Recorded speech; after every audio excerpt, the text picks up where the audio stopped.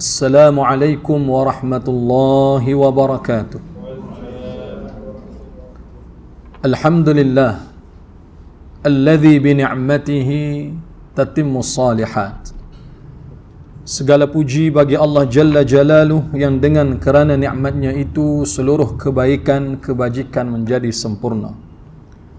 Dialah Allah yang telah pun mengurus, mengatur seluruh urusan para hambanya dan menyempurnakan setiap apa yang dilaksanakan oleh hambanya. Dan dialah Allah yang menghitung, menghisap setiap amalan yang dilakukan itu, baik berupa kebaikan atau sebaliknya. Dan segala puji bagi Allah Jalla Jalaluh yang dengan kerana nikmatnya itu seluruh kebaikan, kebajikan menjadi sempurna. Allahumma salli wa sallim wa zid wa barik wa an'im ala abdika wa rasulika habibina sayyidina wa maulana Muhammadin wa ala alihi wa ashabihi ajma'in. Semoga selawat dan salam, berkah dan nikmat senantiasa Allah limpah dan curahkan untuk hamba kekasihnya, buat baginda junjungan besar Nabi kita yang mulia Muhammad sallallahu alaihi wasallam, yang pernah dikirimkan oleh Allah hidup memijakkan kaki di atas muka bumi ini dengan membawa syariat yang penuh susah payah. Semoga selawat itu bersambung kepada seluruh sahabat baginda yang mulia, orang-orang yang telah pun Allah berikan kesempatan buat mereka hidup bersama dengan baginda. Semoga Allah merahmati mereka dan kita semua insya-Allah. Amin ya Allah ya rabbal alamin. Usikum wa nafsi bitaqwallah wa ta'atihi faqad fazal muttaqun. Qala Allah azza wa jalla ya ayyuhalladzina amanu ittaqullaha wa kunu ma'as sadiqin. Wahai sekalian hamba-hamba Tuhan yang di dalam hati sanubari mereka ada keyakinan, kepercayaan, keimanan bahawa Allah itu Tuhan dan tidak layak sekutu baginya. Ittaqullah, panggilan Tuhan bukan panggilan biasa, tetapi mengajak orang yang beriman, yang saleh, yang baik itu supaya bertakwa kepada Allah. Wa kunu ma'as sadiqin, dan tidak cukup ketakwaan itu semata-mata, tetapi perlu untuk duduk bersama dengan orang-orang yang benar kata-kata, perbuatan sesuai dengan sunnah ajaran Rasul sallallahu alaihi wasallam. Mudah-mudahan Allah jadikan kita semua hidup dalam kalangan orang-orang yang diberikan hidayah dan seterusnya mati dalam keadaan keislaman dan keimanan kehadrat Allah Azza wa Jalla. Amin ya Allah ya rabbal alamin. Ayah ibu yang dikasihi dan dirahmati oleh Allah Subhanahu wa taala sekalian, mengawali pertemuan yang baik, saya membawa satu hadis yang diriwayatkan oleh Al-Imam Al-Hakim di dalam Al-Mustadrak. Al-Imam Al-Hakim dia lahir pada tahun 321 Hijrah dan dia meninggal dunia setelah 86 tahun dia hidup. Puluhan tahun setelah kematian Al-Imam Al-Bukhari baru dia hidup. Baik, Imam Al-Hakim atau nama sebenarnya Muhammad ibnu Abdullah ibnu Muhammad ibnu Hamdawaih An-Naisaburi rahimahullah. Karya agung dia yang selalu dikongsi dan dibicarakan di dalam pentas hadis adalah Al-Mustadrak ala Sahihain. Al-Mustadrak ini maksud dia sesuatu yang merapati, sesuatu yang cenderung atau sesuatu yang dekat menempel, Al-Mustadrak. Lalu dinamakan Al-Mustadrak ala Sahihain, sesuatu yang dekat dengan Sahih Bukhari dan Sahih Muslim.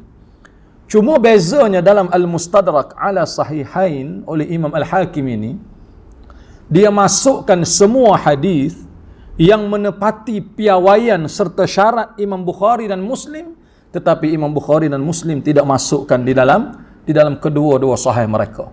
Hak tak ada dalam Sahih Bukhari Muslim, dia masukkan dalam Al-Mustadrak.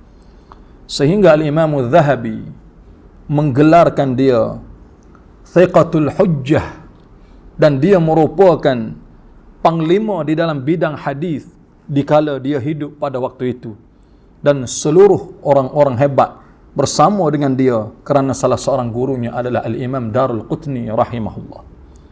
Salah satu yang dia riwayatkan di dalam Al-Mustadrak, cuma disebut oleh Al-Imam Abu Dawud dan beberapa rijalul hadis yang lain, riwayat ini dhaif, lemah.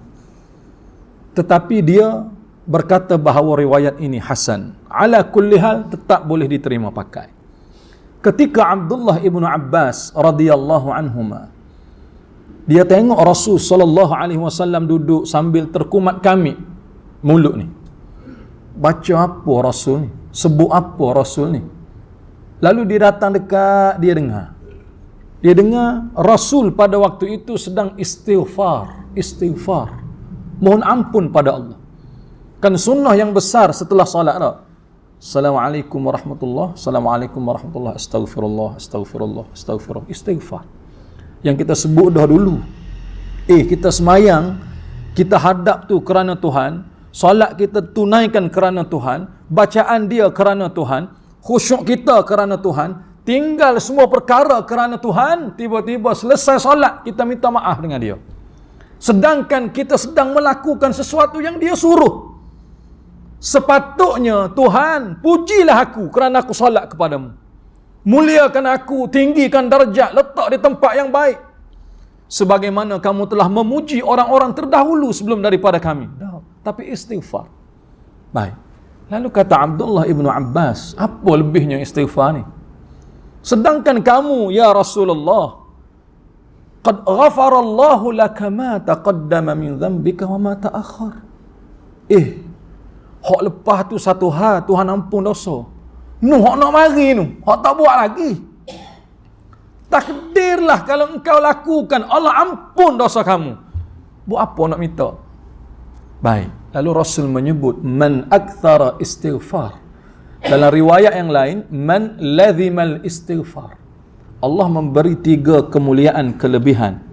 Kita duduk saja-saja, kita bersebut astagfirullah. Naik motor, astagfirullah. Naik kenderaan, astagfirullah. Biasa. Saya peribadi, kita tidak banyak amalan. Bangun bukan tiap-tiap malam, qiyamul lail bukan. Bukan tahajud, bukan. Bacaan kita bukan 1 juzuk 1 hari. Kita bukan solat duha, istiqamah, bukan. Tapi biarlah ada satu amalan yang sekira-kira pada mulut kita, ucapan kita, Tuhan menerima. Dan Tuhan jadikan itu bekalan pahala untuk kita. Dan boleh jadi nak semayang, payah kena ambil wuduk. Lepas tu pakaian pula kena bersih. Kemudian pula kena tempat bersih. Kemudian pula boleh jadi di rumah, di surau, di off. Tapi kalau istighfar, sebutlah. Dan tidak perlu kepada modal sekalipun, melainkan effort kita sendiri.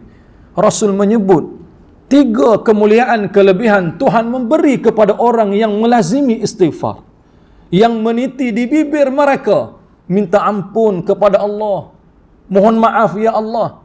Pertama, ja'alallahu min kulli hammin faraja.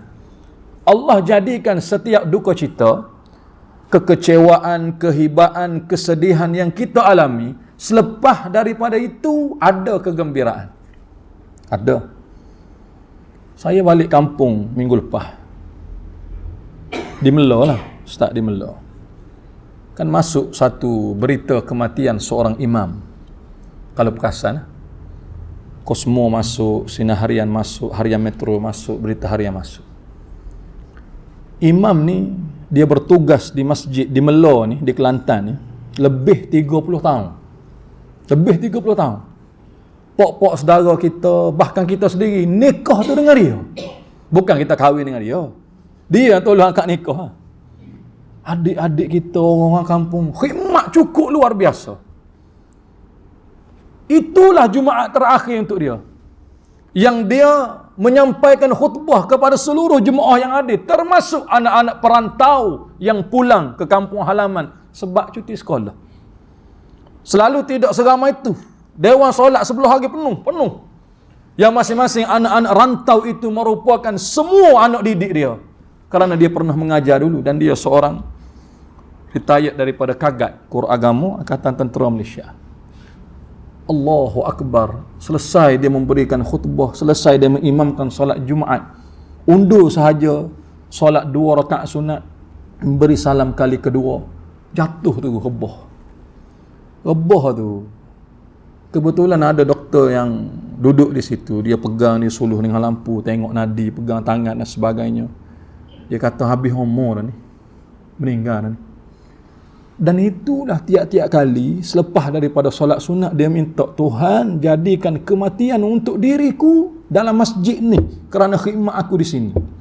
Yang kedua, selepas aku menunaikan solat, dan kalau boleh hari Jumaat. Ni kebetulan lah Tuhan nak bagi. Tapi nak tunjuk itulah yang dipesan pada anak-anak.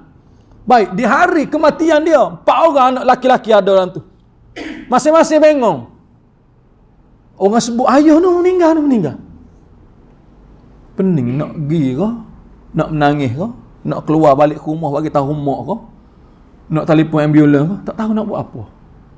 Seorang rebah menyandar. Terpaksa orang pegang, ayah kamu meninggal dah, ayah kamu meninggal. Allah, kesedihan itu demi Allah cukup luar biasa. Ja'alallahu lahu min kulli hammin faraja. Allah ambil sesuatu menyebabkan kita sedih, insya-Allah Allah ganti dengan kegembiraan. Yang kedua, wa min kulli dhiqin makhraja. Setiap kesempitan, kepayahan, kesulitan, sengsara kehidupan hidup atas muka bumi ni, Allah jadikan makhraja, jalan keluar. Pada adat kita diuji, masing-masing tak sama ujian. Dan ada satu ketika sampai ujian itu kita rasa Allah tak boleh sesiapa pun tolong. Susah nak keluar, susah nak selesai. Orang lain kalau minta tolong pun boleh jadi payah dia nak tolong. Kalau minta dengan adik-beradik ahli keluarga pun belum tentu dapat. Macam tu. Tapi dikala kita letak pergantungan pada Tuhan tu, Allah bagi makhraja, jalan keluar. Kan ada ayat surah At-Talaq yang mamak-mamak gantung kedai tu tak? Ayat tu cerita tentang wanita yang diceraikan suami. Bukan cerita rezeki tu mari, bukan. Salah tu. Kena letak asbabun nuzul sekali sepatutnya. Sebagai pendidikan. Ketika diceraikan kematian suami, rata-rata di kalangan wanita-wanita muslimah pada waktu itu, ibu-ibu dan anak-anak perempuan mereka tidak bekerja.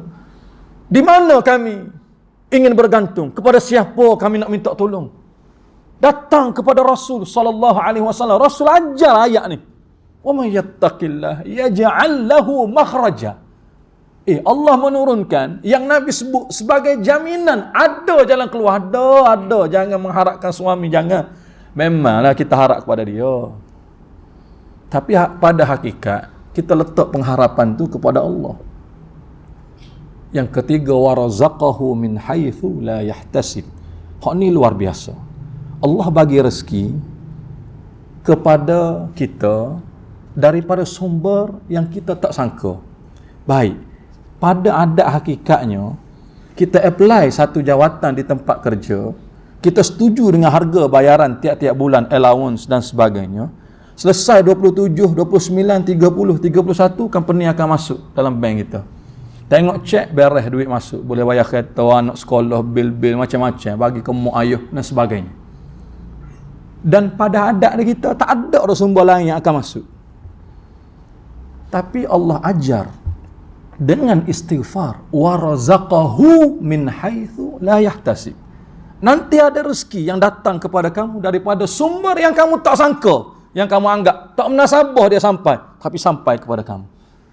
Semoga Allah Ta'ala jadikan saya dan kita semua orang-orang yang melazimi istighfar, memohon ampun ke hadrat Allah Azza wa Jal, insya-Allah. Mudah-mudahan mukaddimah itu memberi manfaat kepada saya dan kita semua. Baik, insya-Allah malam ini kita akan menyambung perkongsian ayat yang telah pun kita kongsi dan bicarakan bersama pada pertemuan yang lalu. Dan pada pertemuan kita yang lepas, kita bercerita tentang ayat daripada surah Al-Baqarah, surah yang kedua pada juzuk yang kedua. Pada ayat 214 di dalam Al-Quran, muka suratnya 33, kedudukan ayat ini di sebelah halaman kanan Al-Quran, baris ke-6 dari bawah.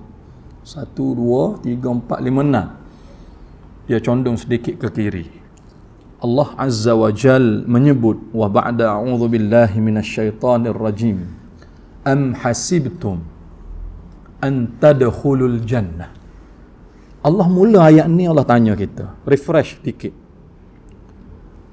Adakah kamu perasan kamu datang masjid ni, surau ni, sembahyang jemaah ni, sekali dengan imam ni, bagi salam, syurga lah kau.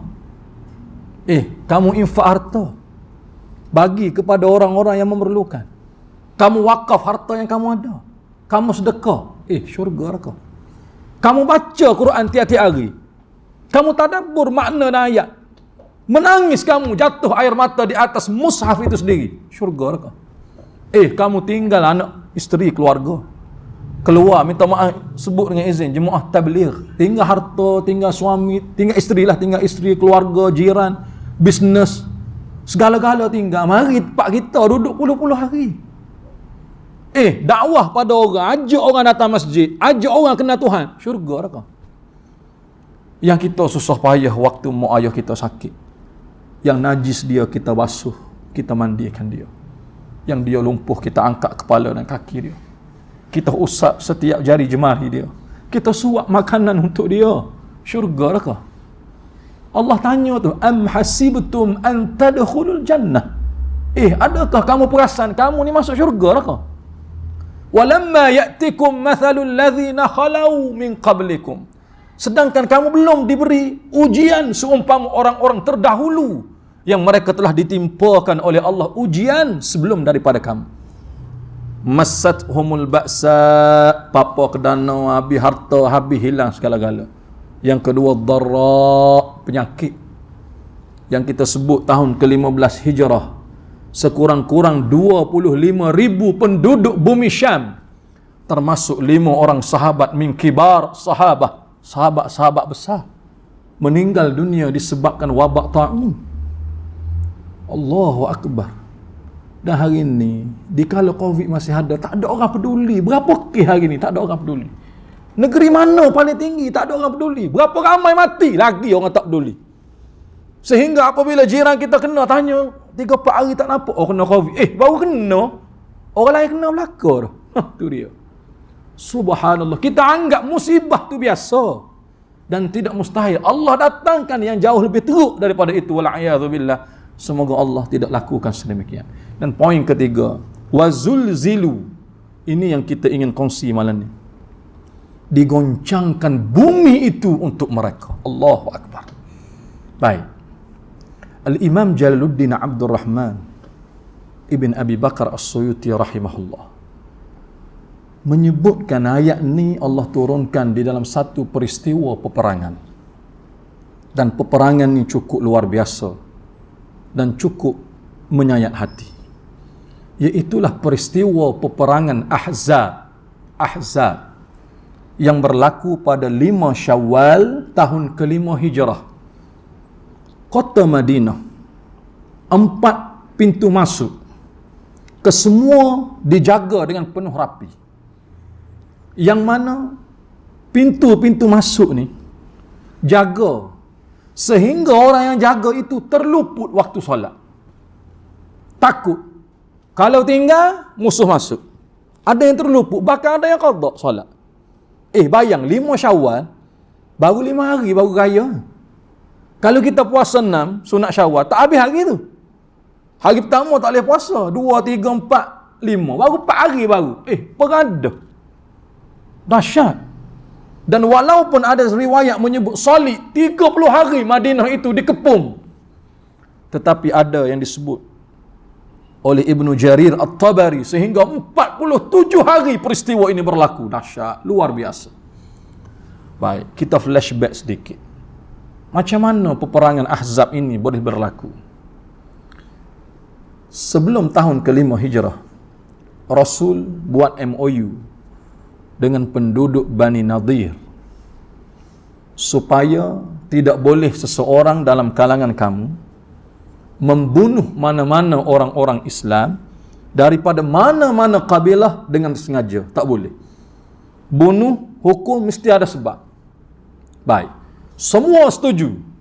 Di pihak Islam setuju, Bani Nadir setuju. Apabila masuk tahun kelima hijrah, tiba-tiba ada 2 orang laki-laki dalam kalangan Bani Kilab. Dia ini dibunuh oleh seorang laki-laki yang berasal daripada Bani Nadir yang bernama Ammar ibn Umayyah Ad-Damri. Ammar ibn Umayyah Ad-Damri, dia kabilah Bani Nadir. Dia bunuh 2 orang laki-laki daripada Bani Kilab. Bila sampai ke telinga Nabi SAW, peristiwa pembunuhan ini, Rasul hantar orang siasat. Apa sebab 2 laki-laki ni kena bunuh? Cari punya cari, tanya saksi punya saksi dan sebagainya. Tak ada sebab. Memang puas duk saja bunuh. Mati 2 orang ni. Sesuai dengan kematian itu, bersetuju sekiranya berlaku kematian, wajib membayar diat, ganti rugi nyawa bagi setiap nyawa yang hilang. Selesai, betul, pasti bahawa memang perbuatan ini dengan sengaja, Rasul pergi ke perkampungan Bani Nadir yang duduk di utara Madinah. Bila pergi dengan sahabat 3-4 orang, termasuk Abu Bakar, Umar dan sebagainya, sampai di perkampungan Bani Nadir. Cerita ni panjang, saya ambil poin-poin tertentu saja. Sampai ke perkampungan Bani Nadir, Rasul bertemu dengan pimpinan kabilah mereka yang bernama Huyai ibn Akhtab. Rasul tanya, "Ya Huyai, kana rajulun min qaumik qatala rajulani bi'amdin." Seorang laki-laki dalam kalangan kaum kamu, dia telah membunuh 2 orang laki-laki dalam kabilah yang lain dengan sengaja. Biduni sabab, tidak ada sebab, tidak ada punca, tidak ada salah, kena bunuh. Baik, sesuai dengan perjanjian, kami datang untuk meminta ganti rugi nyawa, pembayaran di atas kehilangan nyawa. Huyai ibn Akhtab, bila dia dengar begitu, dia tanya orang-orang yang ada, betul ke peristiwa ni? Dia tanya di siasat dan sebagainya, dan terbukti bahawa memang benar. Ammar ibn Umayyah Ad-Damri, dia bunuh 2 orang laki-laki Bani Kilab dengan sengaja, tanpa sebab. Baik, Muhammad, sebagaimana kita setuju, aku akan bayar ganti rugi untuk 2 orang laki-laki yang telah mati. Kamu tunggu di sini. Baik, riwayat menyebut ada beberapa lah, Ibn Abi Shaybah, Darul Qutni dan sebagainya. Pertama, Nabi ni tunggu tahta syajar, bawah pokok. Satu lagi, fil manzil, dalam rumah. Dalam rumah. Tapi lebih cenderung bawah pokok. Nabi ni dia duduk bawah pokok sambil menyandar. Sahabat yang lain, Umar, Abu Bakar ada tengok. Dan ketika Nabi tunggu, Huyai ibn Akhtab, dia ni buat trik. Dia ni main kotor sikit. Dia upuh seorang laki-laki, Amrun ibnu Jahshin, yang paling gagah, paling sasa, paling sadar, paling kuat di kalangan pemuda-pemuda dia ada. Kamu angkat batu yang besar, kamu pergi ke belakang tempat Muhammad sedang berteduh, kamu hempapkan batu dari atas ke atas kepala dia. Sesuai dengan bayaran, Amru ibnu Jahshin, dia buat betul. Dia angkat batu tu. Dan Rasul ketika itu sedang berada di bawah pokok. Nabi SAW menyebut, "Ja'ani Jibril wa huwa yakhbiruni." Tiba-tiba Jibril datang kepada aku, "Muhammad, tinggalkan tempat itu, tinggalkan. Ada sesuatu yang tidak baik akan berlaku pada kamu. Tinggalkan, balik ke Madinah." Bila Rasul bangun, jalan terus balik, sahabat ni tengok, apa Nabi ni? Tadi berjanji suruh tunggu. Dan kawan tu pun duk ambil duit. Duit tak dapat lagi, balik dah. Kalau kita, boh, minum air dulu. Logat lagi mana? Duit ni nak dapat ni.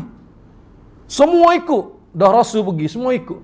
Sampai ke Madinah, Umar, orang pertama dia tanya, "Kenapa kamu tinggalkan sesuatu yang boleh dijadikan manfaat untuk kita?" Nabi SAW menyebut, "Wahai Umar, sesungguhnya di saat kebaikan ada di depan mata, mereka menjadikan kejahatan itu di belakang kita." Jibril datang kepada aku cerita bahawa ada niat buruk yang mereka akan lakukan kepada aku. dan Allah telah memberikan jalan keluar kepada aku, kita balik semula ke tempat. Rasul sallallahu alaihi wasallam sampai ke Madinah, bandar pusat Masjid Nabawi ni. Rasul hantar Muhammad ibnu Maslamah. Gini, tak payah ingat nama ni deh. Sakit kepala, darah tinggi, jantung, cimani ada berlaku. Tak payah ingat nama. Tak masuk exam. Muhammad ibnu Maslamah dikirim oleh Rasul sallallahu alaihi wasallam sampaikan kepada penduduk-penduduk Bani Nadir. Muhammad memberikan kepada mereka tempoh selama 12 hari untuk meninggalkan bumi kota Madinah ini. Sekiranya mereka enggan atau gagal, illa alautu ra'saka bisayf, aku letakkan pedang itu di tengkuk-tengkuk mereka. Subhanallah. Kerana apa? Melanggar perjanjian yang masing-masing setuju, satu benda yang sangat khianat, yang sangat serius. Nabi SAW melihat benda itu sangat tidak wajar untuk melakukan pengkhianatan. Jadi setelah itu, hari keempat di dalam Durus wal Ibar Sirah An-Nabawiyah, hari keempat ni dia tengah packing barang lah, nak keluar dah. Bani Nadir nak keluar daripada Madinah. Abdullah ibn Ubay ibn Salul, dia ketua munafik. Bahasa mudahnya dia sebut, ni cepat-cepat ni nak tuju ke mana? Sebahagian menyebut kami menuju ke Ghatafan. Muhammad suruh kami keluar daripada tempat ni. Apa masalahnya? Huyai ibn Akhtab, dia kata bahawa lelaki dalam kalangan kabilah aku telah membunuh 2 orang laki-laki Bani Kilab dan telah melanggar perjanjian dengan Muhammad. Jadi kami kena keluar. Muhammad telah memberi tempoh. Oh, dia kata, intaha, berhenti. Intizar, kamu tunggu. Di sisi aku ada al-fail, muqatil, 2,000 tentera. Aku tawarkan kepada kamu seluruh tentera aku berperang dengan Muhammad, tetapi mereka duduk di belakang kabilah-kabilah kamu. Lama dah aku berbulu dengan Muhammad ni. Gitu. Dan jangan bimbang. Aku akan hantar surat kepada seluruh ketua-ketua kabilah yang juga mereka berbulu dengan Muhammad. Aku yakin mereka akan setuju untuk bersama dengan kita memerangi Muhammad dan seluruh penduduk kota Madinah ni. Kalau setuju, kita pakat. Baik, ringkas cerita. 7 kabilah besar bergabung lawan tentera Islam. 7 kabilah besar ni besar. Hampir 15,000 dalam riwayat tu. 15,000. Yang penduduk Madinah pada waktu tu 3-4 ribu saja. Dan askar pun banyak tu. Dah baru tahun kedua hijrah berperang dengan tentera musyrik dalam peristiwa Badar. Berapa orang? 300 lebih tak? Lawan berapa? 1,000. 300 lawan 1,000 berapa? Satu nisbah 3. Tak, satu nisbah 3. 2 tahun lepas tu, setelah Uhud, ada 3,000 lawan 15,000. Maksudnya 1 lawan 5. Sekurang-kurang seorang tu kena berdepan dengan 5 orang. Allahu Akbar. Dahsyat ni. Baik, 7 kabilah yang besar itu. Pertama, of course, Quraisy. Yang kedua, Quraizah. Ada Adi, ada Amir, ada Salim, ada Nadir, dan juga ada satu lagi, Quraizah ataupun menjadi khilaf sama ada suku daripada Ghatafan ataupun sebahagian daripada Bani Kilab tu sendiri. Bukan Bani Kilab, pecahan daripada Ghatafan tu sendiri. Wallahu a'lam. Ada 7. 7 ni setiap mereka ada kepala masing-masing, ada tentera masing-masing. Dan bila Rasul menyebut kepada tentera Islam, semua jaga pintu masuk kota Madinah 4 penjuru ni. Jangan siapa tinggalkan pintu tersebut. Ummu Salamah berkata bahawa itulah hari yang paling getir yang pernah aku lihat dalam hidup aku. Dikala tangisan anak-anak kecil yang tidak berhenti menangis, dikala orang-orang yang terluput solat mereka, di kalangan anak-anak muda bertakbir siang dan malam itu merupakan siang bagi kami, siang itu adalah malam bagi kami, dan kami tidak kenal erti tidur atau istirahat pada hari yang disebut dengan Yaumul Hasyar, hari pengusiran Bani Nadir. Allahu Akbar. Baik. sebelum perang, start daripada 5 Syawal tu, drag 30 hari. 30 hari. Bayang, kita duduk satu tempat, kita tak keluar. Macam PKP pun setengah orang boleh keluar tak? Tak boleh keluar. Yang ada makanan, itulah makanan. Yang ada minuman, itulah minuman. Susu, budak, pamper, orang tua, ubat dan sebagainya. Gitulah mudah-mudah. Apa yang ada itulah untuk mereka. Kalau keluar, memungkinkan untuk mereka dibunuh. Bahkan, jumlah mereka jauh lebih ramai daripada tentera Islam. Baik, macam mana nak buat? Baik. Rasul SAW panggil seorang pembesar dalam kalangan Quraisy yang bernama Uyainah ibn Hissin. Panggil dia datang, bagi kepada dia tawaran begini,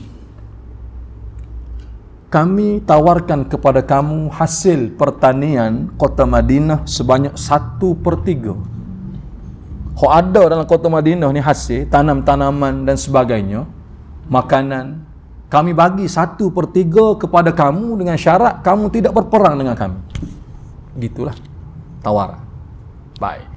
Lalu Uyainah ibn Hissin yang akhirnya dia memeluk Islam, dia kata, Muhammad, kalau 1/3 aku tak setuju, kalau separuh aku nak. Oh gitu. Separuh ni banyak pada 1/3 betul. Kalau separuh dengan kapasiti penduduk Madinah tu, macam mana nak hidup? Sedangkan separuh tu dia dapat free. Ketika Rasul SAW ingin memberi jawapan, Rasul ni dia tak bagi on the spot jawapan. Boleh ambil 1/2. Tak. Panggil 2 orang pemimpin dalam kalangan Ansar, memuliakan mereka kerana tanah ini, bumi kota Madinah adalah milik orang-orang Ansar, yang dia telah bersusah payah memberi pertolongan kepada seluruh orang-orang muhajirin yang datang hijrah duduk di tempat dia. Cukuplah kepayahan itu dia tanggung. Sebelum Rasul membuat keputusan, Rasul tanya dulu, panggil 2 orang laki-laki pemimpin orang-orang Ansar. Pertama Sa'ad ibn Ubadah, yang kedua Sa'ad ibn Mu'adh. Sa'ad ibn Mu'adh dalam riwayat Imam Bukhari, nombor hadis 3803 atau 4 gitu kurang lebih. Ketika dia gugur syahid dalam peperangan ni Ahzab ni, Arasy Allah itu bergegar. Riwayat ini sahih. Arasy Allah itu bergegar. Jibril cerita pada Nabi, dahsyatnya arasy ini bergegar kerana kematian laki-laki yang cukup luar biasa ni. Nanti kita akan dengar apa kata-kata dia. Yang kedua, ketika jenazah dia diusung oleh para sahabat, di kalangan para sahabat, tanya, kita ni usung jenazah, usung ringan, tak ada apa, kosong. Al-Imam At-Tirmidzi, Abu Isa At-Tirmidzi menyebut di dalam Jami' Sunan At-Tirmidzi nombor hadis 3874, tak silap saya. Dia kata, kanat malaikata tahmilu. Yang usung jenazah Sa'ad ibnu Mu'adh adalah di kalangan para malaikat. Subhanallah. Patutlah arasy ni bergegar. Baik, apa hebat dia? Dikala Rasul panggil dia, Sa'ad ibnu Mu'adh dan Sa'ad ibnu Ubadah, sesungguhnya Uyainah ibn Hissin, aku tawarkan kepada dia 1/3 daripada hasil pertanian bumi Madinah ini, supaya dia tidak berperang dengan kita. Tetapi dia menolak. Dia menawarkan 1/2 baru dia terima. Lalu Rasul tanya, ma ra'yuka ala dhalik? Apa pendapat kamu tentang permintaan dia tu? Nak bagi ke, tak bagi ke, atau macam mana? Baik. Ketika Rasul SAW tanya sebegitu, Sa'ad ibnu Mu'adh dia menyebut, amara tuhibbuh au amarallahu bih. Wahai Rasulullah, adakah yang kamu sebut ini perintah daripada kamu sendiri ataupun Allah yang wahyukan kamu supaya offer 1/2 atau terima 1/2 tu?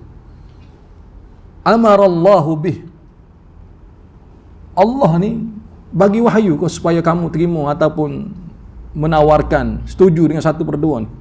Baik. Lalu Rasul menyebut, bal syai'un asna'ahu lakum. Bukan. Aku hanya tanya kepada kamu bagi pihak diri aku sendiri. Terserah kalau kamu setuju nak bagi 1/2, kalau dia setuju untuk tinggalkan bumi kita ni, silakan kita bagi. Kalau kamu tak setuju, tak apa, kita cari jalan lain. Bal syai'un, terpulang, bukan daripada wahyu, bukan suruhan Tuhan. Hanya aku memberi pendapat kepada kamu. Baik. Lalu Sa'ad Ibnu Mu'adh, dia berkata, ya Rasulullah, afahina akramana Allahu bil Islam, bukankah Allah telah memuliakan kita semua dengan agama yang cukup mulia ini, iaitu Islam? Wahadana Allahu lahu, bahkan Allah memberi hidayah dengan agama ni pada kita, yang dulu kita tak hidup dalam kehidupan di bawah naungan hidayah. Wa a'azzana Allahu bihi wa bik, yang mana Allah muliakan kamu dan kita semua ada ni dengan agama yang kita anuti. Hal nu'ti syai'an, adakah kami nak, ataupun adakah perlu kita berikan sesuatu kepada mereka?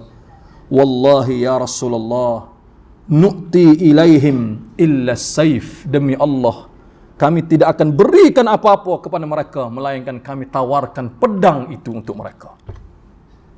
Illa nu'ti as-saif, tanaman tak ada, 1/2 tak ada, kalau nak kita offer pedang. Subhanallah. Ketika Nabi dengar kata-kata tu, kalau kita lah, sanggup mati, orang offer, 5 orang nak ada tu, 5 orang tu, 5 orang untuk seorang, orang wanita pun 5 orang juga nak lawan, budak-budak sekali ya. Ambil lah offer tu, daripada menyusahkan, menyulitkan, memayahkan kita, ambil. La nu'ti ilaihim syai'an illa saif, demi Allah ya Rasulullah, kami tidak akan beri kepada mereka apa-apa melainkan kami tawarkan kepada mereka pedang. Allahu Akbar. Subhanallah, mati dia. Baik, nanti kita balik ke rumah, Allah cerita komplit peristiwa ni di dalam surah Al-Ahzab. Satu-satunya nama peperangan yang Allah abadikan sebagai salah satu nama surah. Tak ada surah lain yang Allah letak sebagai nama surah, tak ada. Tetapi Allah letak suratul Ahzab, surah yang ke-33 dalam Al-Quran. Ada 74 ayat. Bermula ayat 9 sehingga 22. Semua cerita tentang peperangan Ahzab.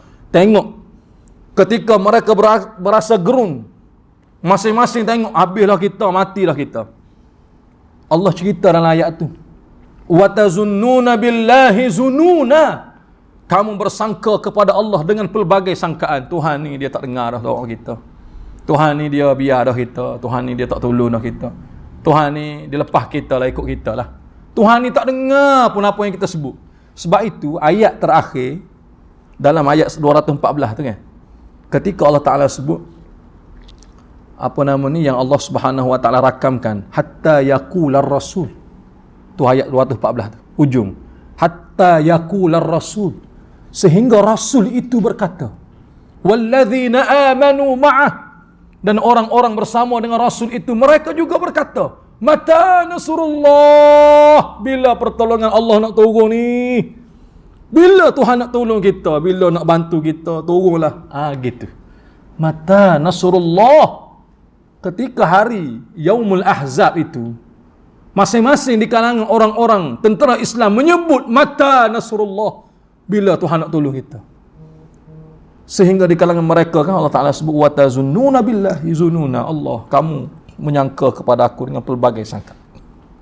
Allah menyebut, wa arsalna ilaihim rihan, lalu kami hantarkan kepada mereka angin, wa junudan lam tarauha, dan bersama dengan angin itu kami hantarkan tentera-tentera yang tidak kelihatan oleh mata-mata kamu, sehingga kamu melihat mereka hanya bertikam sesama sendiri. Allahu Akbar. Baik, surah satu lagi yang Allah Ta'ala cerita pada hari pengusiran adalah suratul Hasyr. Dua lah, satu surah Al-Ahzab, yang kedua suratul Hasyr, surah yang ke-59 dalam Al-Quran, ada 24 ayat. Suratul Hasyr adalah surah hari pengusiran. Kata Abdullah ibnu Abbas, di saat dia baca surah ni, di kalangan orang-orang sahabat yang lain tanya, Apa yang kamu baca wahai Ibnu Abbas? Kamu baca ayat daripada surah mana? Ibnu Abbas menyebut qara'ti min surah Bani Nadir. Aku membaca daripada surah Bani Nadir. Surah apa? Suratul Hasyr. Bersempena dengan hari pengusiran seluruh Bani Nadir. Allah abadikan satu Suratul Hasyr khusus untuk dia. Yang kedua surah Al-Ahzab, peperangan, iaitulah peperangan Ahzab. Peperangan Ahzab ni dia kelompok orang-orang Islam yang bersekutu, yang mereka ni berpakat untuk memerangi tentera-tentera Islam, dan akhirnya Allah memberikan kemenangan. Allahu Akbar. Jadi sedikit daripada ayat yang telah kita selesaikan ini memberi jutaan manfaat. Kita kenal kita siapa, yang kita mungkin rasa kurang menikmati atau mensyukuri agama yang kita ada. Ketahuilah di kalangan para sahabat, mereka telah berjuang dengan darah, dengan nyawa untuk meletakkan agama itu di dalam hati sanubari mereka. Bahkan mereka heret sendiri, ayah dan ibu serta anak-anak keluarga mereka, untuk berada di dalam pentas peperangan ini semata-mata untuk melihat syurga itu cukup besar.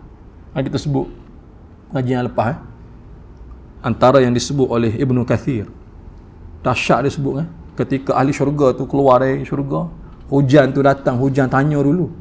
Hujan melewati ahli syurga, dia tanya, ya ahlal jannah, madza tuhibbuna an numtirakum? Kamu nak hujan yang macam mana aku turunkan kepada kamu? Subhanallah. Hujan minta izin. Anak kita tak minta izin kita. Tengok-tengok buka pintu naik basikal, tak ada dah dia. Jiran pula hantar. Ustaz, anak ni duk main tu, tengah jalan, kereta lalu. Ui, minta maaf. Masuk dalam rumah kunci, dia pegang kunci pula. Anak tu tak minta izin. Tiba-tiba hujan, sebelum turunkan sesuatu, dia tanya ahli syurga, hujan bagaimana yang kamu nak? Subhanallah. Sehingga ahli syurga tersebut, amtirina kawa'iba atraba. Turunkan kepada kami bidadari-bidadari. Allah perkenankan, kata Ibnu Katsir. Allah perkenankan. Yang pada adat kita rasa, tak menasabah. Itu nikmat syurga. Allah. Sebab itu di kalangan para sahabat menempa nama mereka di dalam syurga. Kerana nikmat-nikmat seperti inilah. Mudah-mudahan Allah juga menjadikan kita orang-orang yang bakal menempa nama di dalam syurganya yang mulia, insya-Allah. Sekali lagi terima kasih di atas perhatian. Mohon maaf di atas segala kekurangan, insya-Allah. Kita akan bertemu dalam kesempatan aqulu qawli hadza. Astaghfirullahal azim li wa lakum. Billahi taufiq wal hidayah. Assalamualaikum warahmatullahi wabarakatuh.